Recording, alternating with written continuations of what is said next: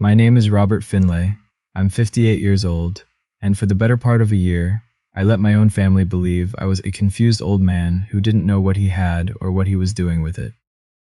At the estate meeting last February, my son and my daughter sat across from the lawyer's desk with the kind of smiles people wear when they think they've already won. They had no idea. The woman who'd spent 3 years driving me to cardiac appointments and fixing my furnace in the middle of January, and sleeping on the couch when my chest was bad, the one they'd spent years calling a disappointment, was about to hear her name read aloud, in a way none of them had prepared for. Before I take you back to where this started, if stories about quiet truth and family justice mean something to you, take a moment to like this video and subscribe. Drop a comment and tell me where you're watching from and what time it is there.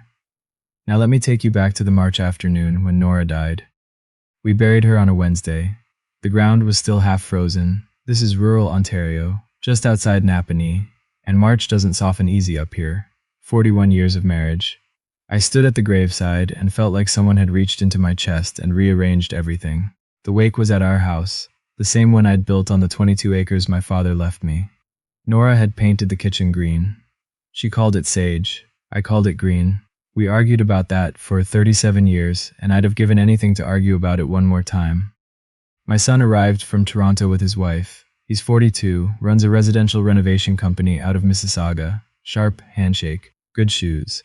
He found me on the back step about 2 hours into the wake. "Dad," he said, "I don't want to be insensitive, but at some point we need to talk about the property." Nora had been in the ground for 6 hours. "The property," I said. "I just mean a place this size, you on your own. There are practical considerations." He put a hand on my shoulder. It felt like a surveyor's stake. My daughter drifted out a few minutes later. She's 38, teaches high school in Ottawa. She's always been good at reading rooms and making herself sound reasonable. "He's right, Dad. We don't need to sort it now, but we should think about getting things organized while you're still healthy." While I'm still healthy, I'd had bypass surgery 2 years before, and they hadn't visited then, either. I nodded. The way you nod when the ice has just cracked under you and the only option is to go slow. Across the kitchen through the window, I could see my youngest daughter. She was 34. She hadn't been asked to do anything. She'd just found the dish soap and started working through the pile in the sink, sleeves pushed up, quiet as she always was. My son glanced at her through the glass. "She's always been good at that kind of thing," he said. "The small stuff." I heard what was underneath it. I didn't respond, I just kept watching her. That was the day I stopped talking and started paying attention. The pattern of calls that followed was easy enough to read once I knew what I was looking at.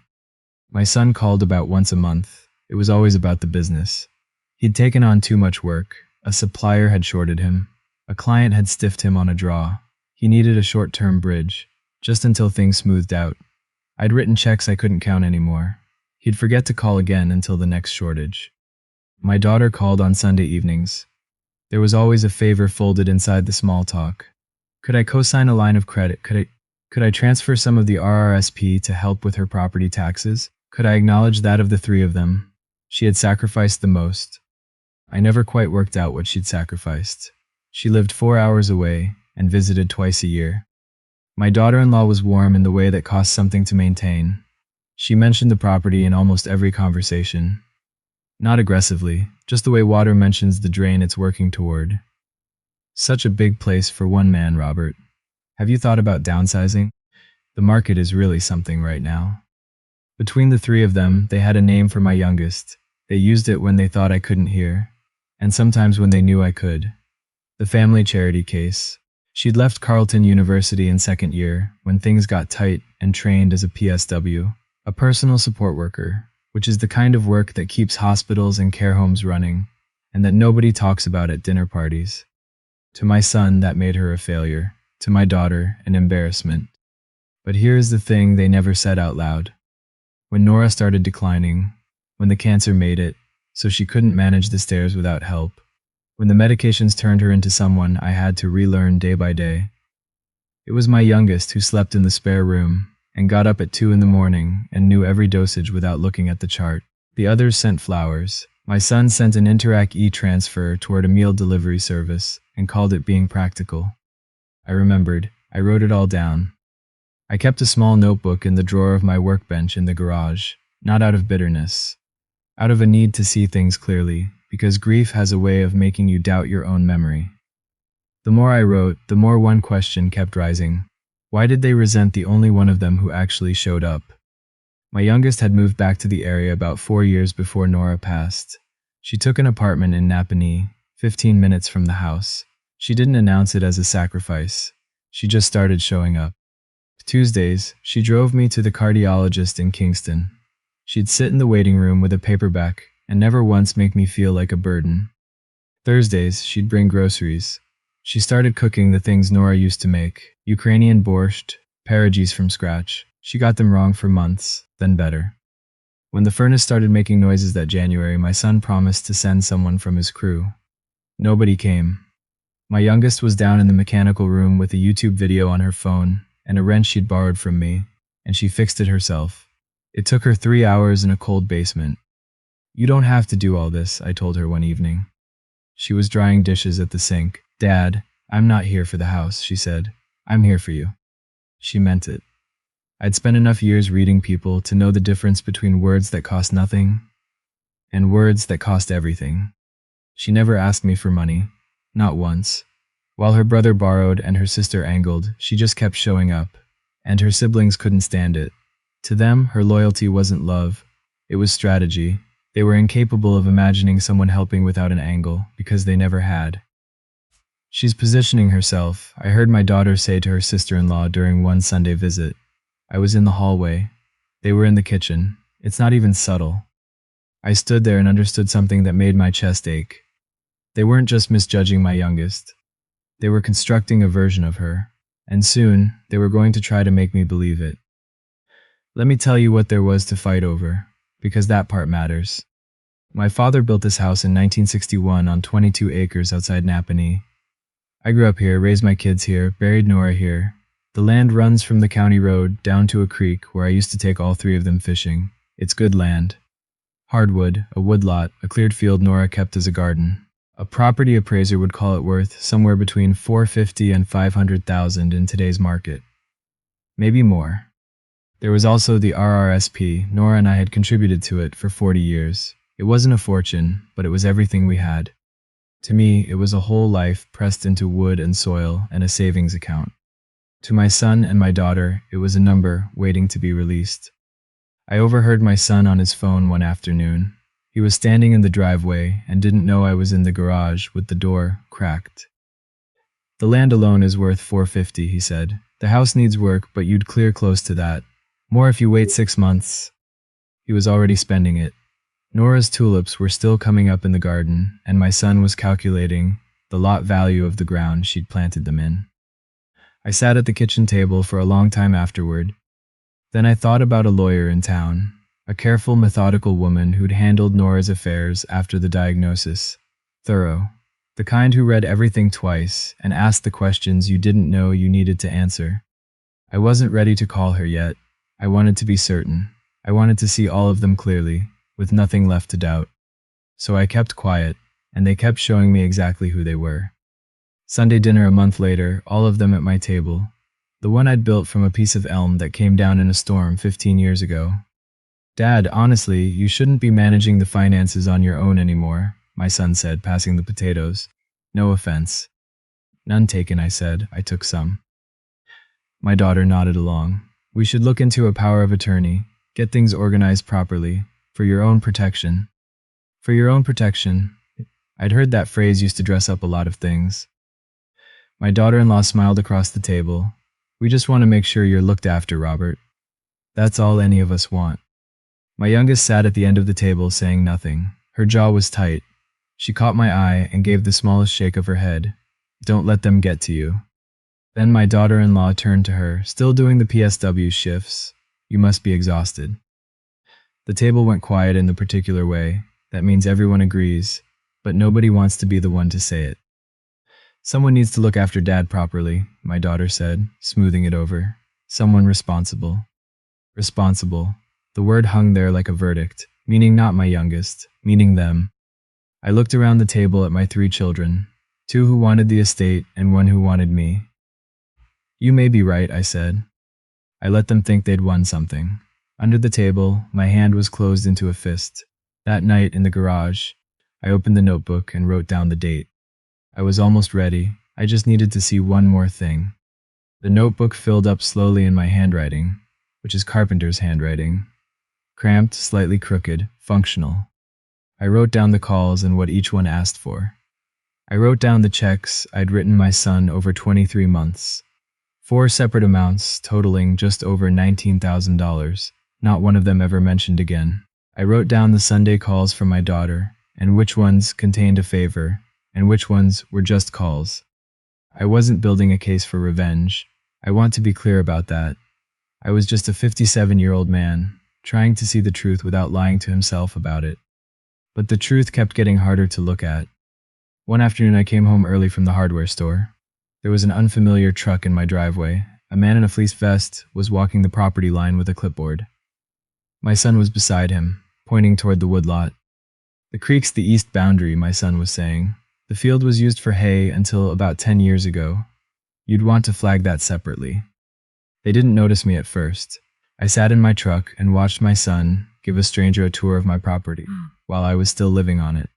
When my son finally spotted me, he didn't flinch. Just getting a sense of things, Dad, for planning. I nodded. I pulled into the garage. My hands were steady on the wheel, which surprised me. That's when I understood. They weren't waiting for me to die. They were planning around it. They'd already priced the ground I was standing on and scheduled my absence. I sat in the garage until the engine cooled. Then I went inside and picked up the phone. I think it's time to update a few things, I told my lawyer's receptionist. Before I could get to her office, my daughter made her move. She arrived on a Saturday with my daughter-in-law, unannounced. My youngest was in the basement changing the water filter. She came up with her hands dirty and her hair tied back, the way she always looked when she'd been at something. My daughter didn't waste time. We need to have a conversation about what's been happening here. My youngest looked at her. I'm right here. Good. Then you can hear it. My daughter crossed her arms. You've been here every week for 3 years. Everyone sees it. You're working him. What does that mean? It means you're positioning yourself, the devoted daughter routine. My daughter's voice had an edge to it. You're after the property. Everyone can see it except him. My youngest set the filter wrench on the counter. She was quiet for a moment. Then, I drove Mum to chemo 19 times. Where were you? Don't make yourself a martyr, my daughter-in-law said. I watched my youngest absorb that. She didn't yell. She didn't cry. She just looked at them with a kind of tired, clear-eyed sadness that broke something in me. That's enough. My voice came out quiet and hard. It landed the way a dropped tool lands on concrete. The room turned to me. My daughter recovered fast. Dad, we're trying to protect you. I said that's enough. She pressed her lips together, picked up her coat. One day you'll see what she's really doing. She left. The door shut too hard. My daughter-in-law followed without looking at me. My youngest sat down at the kitchen table and let out a slow breath. I put my hand on her shoulder. But 3 words weren't going to fix this. In this family, words never had been enough. I needed something that couldn't be argued with. I couldn't sleep that night. I sat in the garage with Nora's reading glasses on the workbench. I don't know why I kept them there. And I thought about my children. Same house, same table, same lessons about what a family is supposed to be. And 2 of them had grown into people who looked at their father and saw an asset to be managed, while the third just kept looking at me and seeing her dad. You reach a point where you stop trying to remake people and start trying to be honest instead. The house, the land, Nora's RRSP, which was mine now, all of it still mine to decide about, and it would speak for me after I was gone, in the way I'd been too quiet to speak while I was here. The next morning, I called the lawyer's office and made an appointment I never told any of them about. Her office was above a bookshop on the main street. She had reading glasses on a chain and the kind of listening manner that made you feel your words were being taken seriously. I need to change everything, I said. She set down her pen. Tell me what you're thinking. So I told her. The chemo trips and the furnace in January and the appraiser in my driveway. The borrowed money never repaid. The Sunday calls with favors inside them. The phrase for your own protection. She listened to all of it without interrupting. When I finished, she said, "Your children may contest this. Given the value of the estate, I'd expect them to try." I figured. Then we do it properly. She leaned forward. "Two independent witnesses, neither of them connected to your family. And I'd suggest asking your family doctor for a written assessment of your cognitive capacity, dated the same day you sign. In my experience, when someone changes a will to favor the child they're closest to, the first argument is always that they weren't thinking clearly." I looked at her. "You want the argument dead before it starts." "I want every door closed before anyone thinks to try it." I went to my family doctor that same week. He assessed me for 40 minutes. He wrote a letter on clinic letterhead, signed it, and dated it. It went into a sealed file in my lawyer's office. We drafted the will over 2 sessions, every clause, every name, every dollar. I left her office and walked to my truck in the winter sun, feeling for the first time since the funeral like I was standing up straight. 2 weeks after I signed, my son came alone. He sat at my kitchen table looking gray, older than 42. "Dad, I'm in serious trouble, the business." He wrapped his hands around his mug. "RBC's calling my line of credit. If I can't restructure, I lose everything." I put coffee in front of him and waited. "I don't need cash, just collateral. If I could put the property up against the loan, temporarily, just while I get things sorted, nothing would change for you." "The property, my father's land." "No," I said gently, "but no." His face changed. The softness left it. "After everything I've dealt with, you'd choose the house over your own son. I'm choosing not to let it go to your creditors." He stood up so fast his chair scraped the floor. "She's got you completely turned around. That's what this is." He grabbed his jacket. "You'll regret this, Dad." He left his coffee untouched. I heard his truck pull hard down the gravel drive. I sat in the quiet a long time. No satisfaction, just a familiar, heavy sadness. Saying no to a drowning son costs something, even when he's reaching for the wrong rope. I didn't know yet how far he'd go to get it anyway. My lawyer had suggested it, actually. "The will handles the money," she'd said, "but sometimes a man wants to say the thing the document can't." So I went back to her office on a gray Tuesday with a letter I'd written by hand, 3 nights of drafts. Not angry words, I checked for that carefully, multiple times, just the honest account of a year. Who drove me to Kingston, who slept here when my chest was bad, who sent e-transfers and called it caring.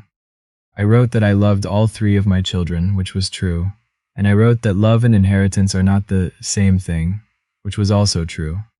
And I wrote one line I kept coming back to, that I crossed out and rewrote until it was right.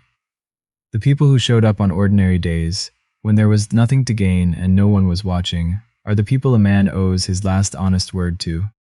My lawyer read it once, folded it into an envelope and sealed it. "You want this read at the estate meeting," she said. In front of all of them, I said, every word. 2 neighbors from down the road, a retired couple who'd known me and Nora for 20 years and had no stake in any of it, signed as witnesses. My lawyer marked the envelope in careful ink. We were done. Walking to my truck, I felt the thing I'd been waiting to feel since the funeral. The heart had been giving me trouble all autumn. My cardiologist had been warning me for 2 years. Knowing something doesn't make it easier to feel. I told my youngest. I didn't tell the others. She moved a bag of things into the spare room without making it an event. She learned my new medications faster than I did.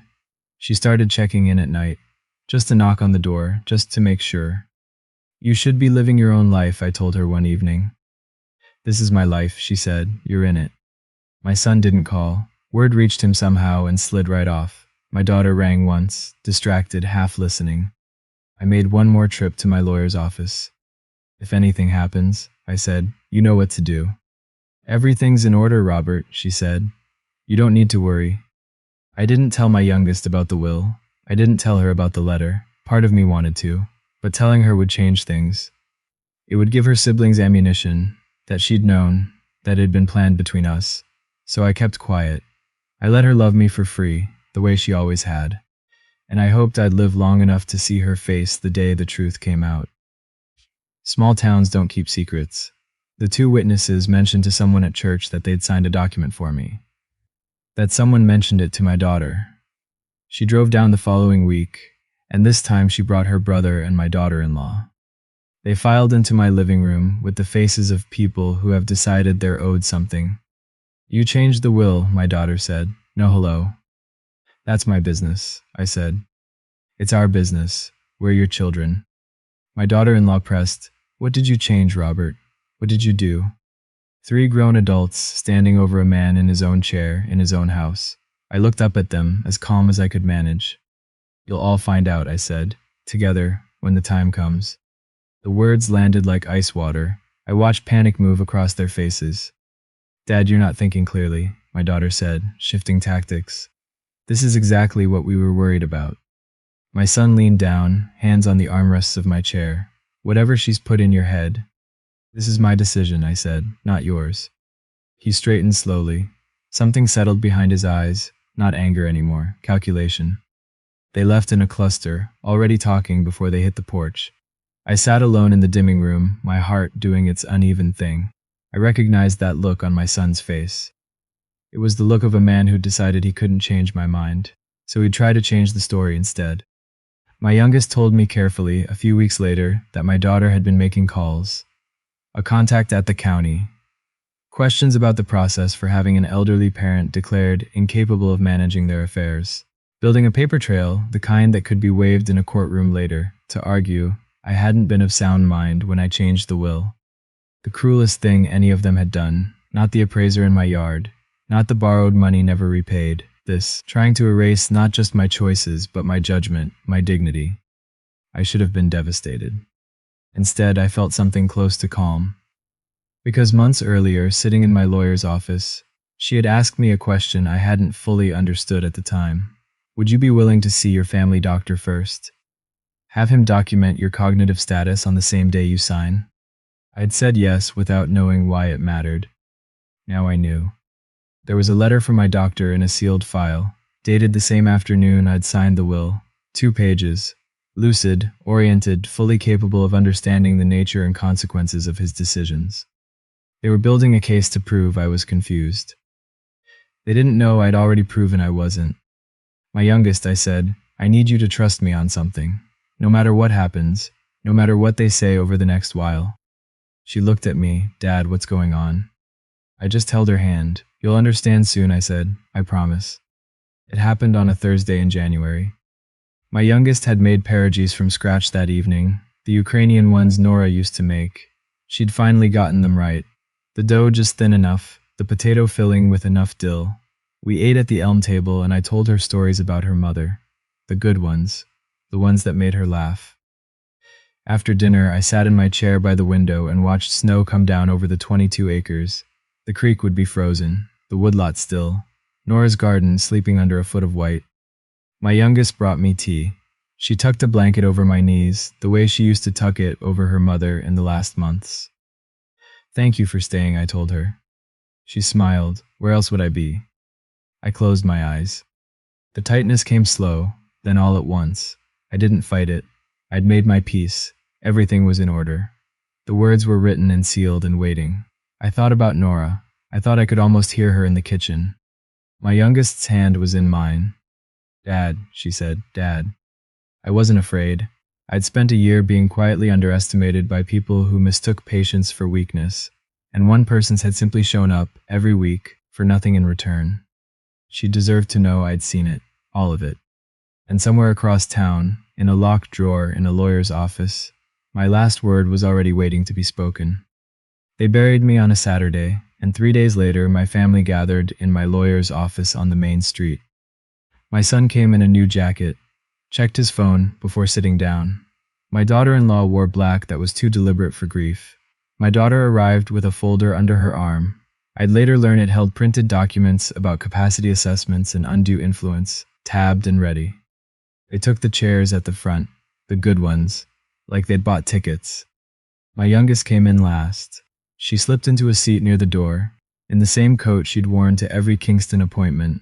She wasn't expecting anything. She told her friend afterward that she'd come because it felt wrong not to. The extended family filled in around them. My son's wife's family, a few cousins, the 2 neighbors, my witnesses, sitting quietly to one side.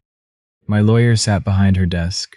The sealed envelope and the estate file were squared in front of her. The clock on the wall ticked. My son leaned to my daughter and said, not quietly enough, let's get this done. I've got calls to make. My daughter almost smiled. They were so certain. A whole year of managing me like a foregone conclusion. And here was the conclusion, right on schedule. My lawyer cleared her throat. The room settled. Robert left very specific instructions, she said. I'll follow them exactly. She opened the first document. To my son and to my daughter, I leave the sum of $10,000 each, along with a letter I've been asked to read aloud. My son let out a short laugh, a formality, the appetizer before the main course. And now the residuary estate. My lawyer's voice was even. The property, the 22 acres, and the entirety of the RRSP and all remaining accounts. My son and my daughter leaned in. This was the moment. This was the 450, the land, the payout. My lawyer looked up once, then back down at the page. I leave all of it, in full, to my youngest daughter. For one strange second, nobody moved. Then my son laughed, a different laugh, confused, too loud. Sorry, read that again. My lawyer did, without changing a word. The laugh died in his throat. My daughter's face did something I wish I could describe. The certainty didn't just fade, it fell, all at once, like a picture, sliding off a wall. My daughter-in-law's phone lowered slowly to her knee. At the back of the room, near the door, my youngest had gone completely still. Her hand had come up to her mouth. She'd heard her name. It hadn't landed yet. Her eyes were wide and wet and completely lost. That can't be right, my daughter said. Her voice had gone thin. He wouldn't. He wasn't. It is right, my lawyer said. It's witnessed, notarized, and legally sound in the province of Ontario. My son turned in his seat and stared at his sister, the family charity case, the one who never finished her degree, the PSW, and he looked at her like he was seeing her for the first time. My lawyer reached for the sealed envelope. There's more, she said. She broke the seal, unfolded my letter. Read it exactly as I'd written it in my crooked carpenter's hand.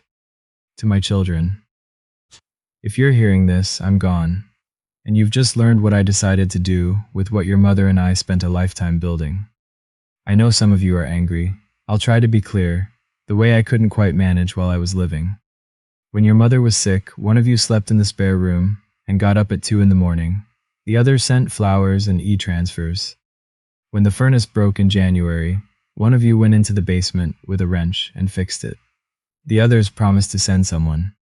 When my heart got bad, one of you learned my medications and checked on me at night. The others didn't call. I loved all 3 of you. I still do. But love and inheritance are not the same thing. Real care cannot be performed at the last minute. It either shows up on the ordinary days or it doesn't. Your sister showed up every time. I didn't leave you out to punish you.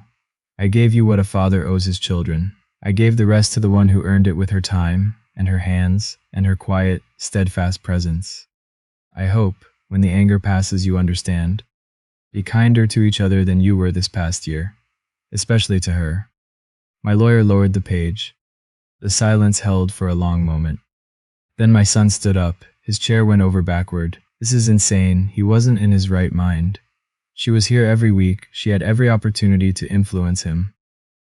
My lawyer opened the file in front of her and laid 2 documents on the desk, turned to face the room. This, she said, tapping the first, is a letter from Robert's family doctor, dated the same afternoon he signed this will.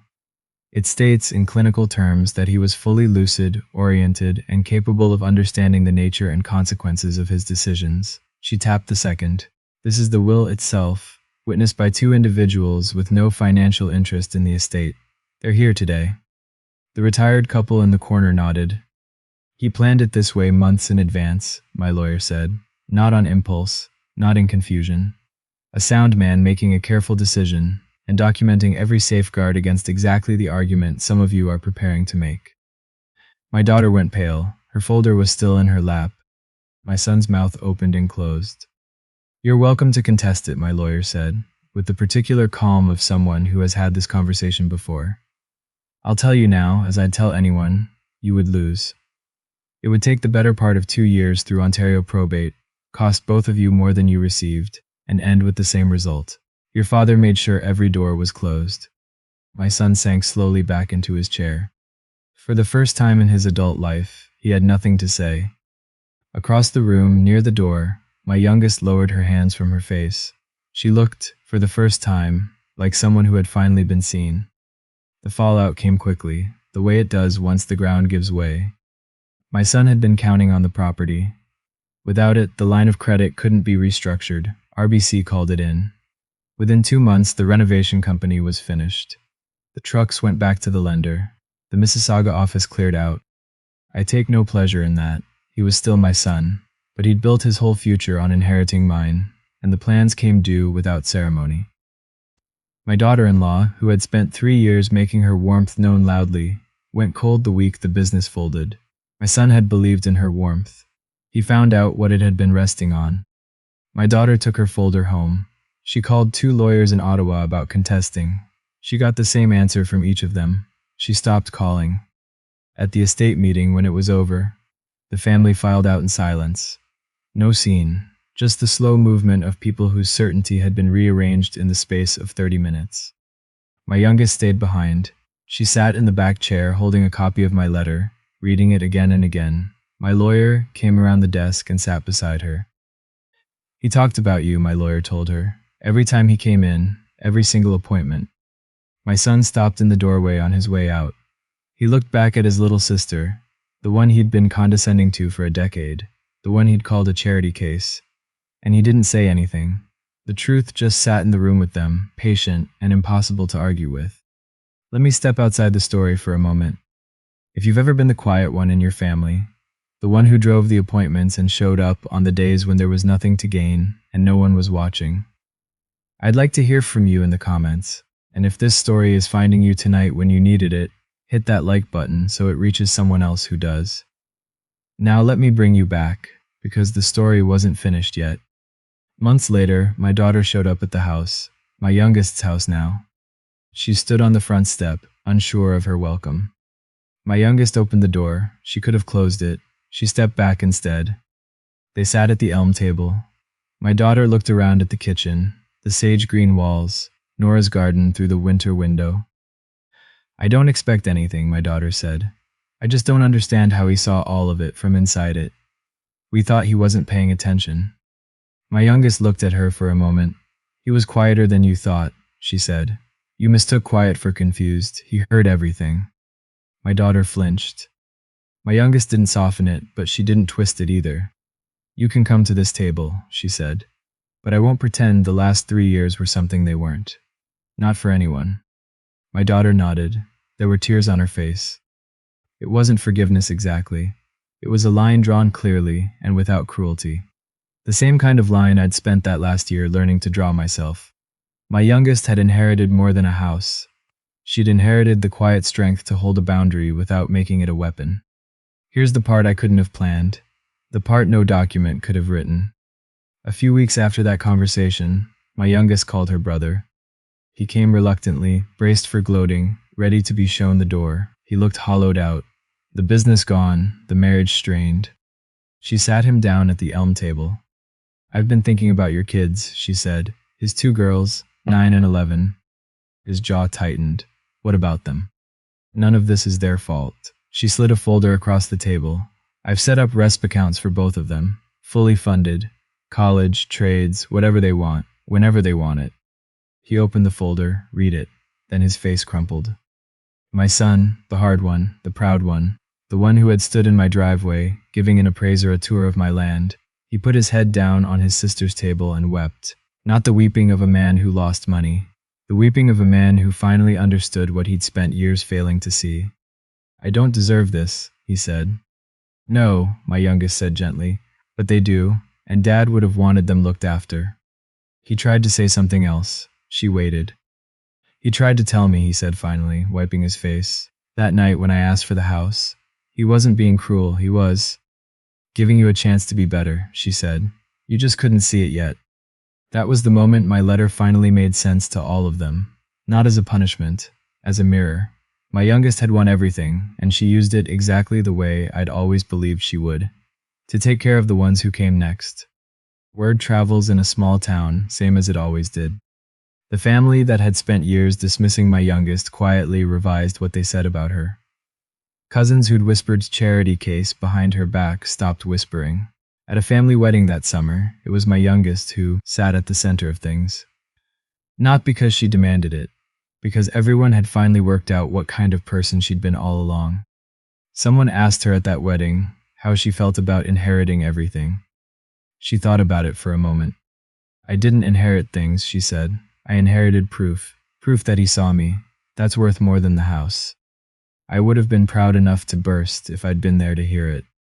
The daughter they'd called the charity case became the one the whole family leaned on. The one they called when someone was sick. The one who remembered the dates that mattered and showed up on ordinary Tuesdays. She'd been that person all along. It just took my last honest word to make everyone finally see her. My youngest kept the house. She could have sold it. 22 acres in Prince Edward County, adjacent, clear 450, maybe more, just like her brother always said. She could have taken the money and built a different life somewhere easier. She didn't. She moved into the house my father built. She drank her morning coffee on the back step where I'd stood the afternoon Nora died. She left Nora's green paint on the kitchen walls. The elm table stayed where it was, scarred and solid. But she did one new thing. Down by the creek on the flat acre where I'd taught all 3 kids to fish, she cleared the brush and turned the soil. She built a community garden, raised beds, a small tool shed, room for anyone in town who wanted to grow something. She put up a hand-painted sign at the gate. The Nora and Robert Finlay Community Garden. Older folks from the area come to plant tomatoes. Kids come to learn where food comes from. My youngest teaches them the way she taught everything. Without making a show of it, without needing an audience, just doing the work because it needs doing. The land that my son wanted to sell for parts became a place where things grow. I think that's what Nora would have wanted. I know it's what I wanted, even when I didn't have the words for it while I was alive. The house didn't become a monument to an old argument. It became what it always was, a home, a place where the people who show up are welcome, and the work of taking care of each other goes on season after season. That's my story. A 58-year-old man who let his family think he wasn't paying attention when he'd never been paying more attention in his life. Here's what I learned at the end of it. I didn't stay quiet that year because I was weak. I stayed quiet because I was listening, because I'd learned that the truth doesn't need you to shout it. Given enough time, it speaks for itself. You just have to be patient enough to let it. My family mistook my quiet for surrender. They thought a man who didn't argue was a man who could be managed. They were wrong. I wasn't giving ground. I was giving them room to show me exactly who they were, and I was deciding, carefully, without anger, how I'd answer. I didn't punish my children. I want that understood. I simply refused to reward what was never real. There's a difference, and it took me most of my life to understand it. Family isn't who shares your blood. It's who shows up on the ordinary days when there's nothing to gain and no one watching.